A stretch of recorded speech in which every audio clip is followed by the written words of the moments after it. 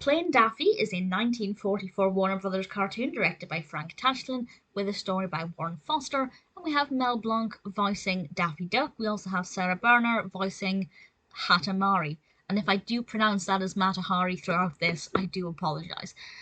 This sounds like it would be a really interesting narrative, and kind of after the halfway point it became interesting, but honestly, I thought it was very slow to progress, so once it did get going, there wasn't really much time left, because it's only about a 7-minute cartoon. So I feel like the pacing was a bit off, but generally, it was okay.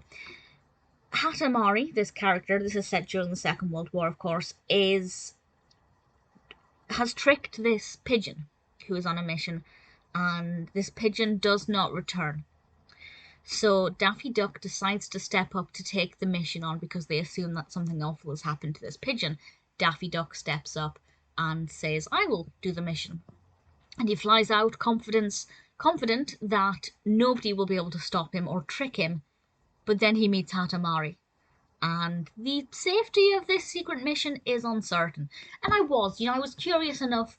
By the time Daffy Duck came into it, I was curious to see if Hatta would affect him, or if he'd actually be able to successfully complete the mission. And I genuinely think it wasn't clear. I do think it was unpredictable, and that aspect of it, I liked. The character of Hatta I thought was pretty good.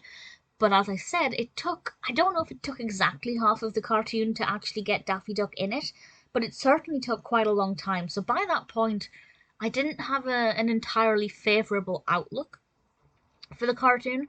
And once Daffy Duck did come along, I thought, well, there's not much time here. You could have done a lot more with this. So it was enjoyable enough once it got going. Daffy Duck gave a good performance. As I said, I rather liked Hatta as a character.